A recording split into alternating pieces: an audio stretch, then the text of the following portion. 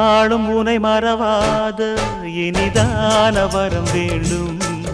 உறவாலும் உடல் உயிராலும் பிரியாத வரம் வேண்டும். விழியோடு இமை போலே விலகாத நிலை வேண்டும்.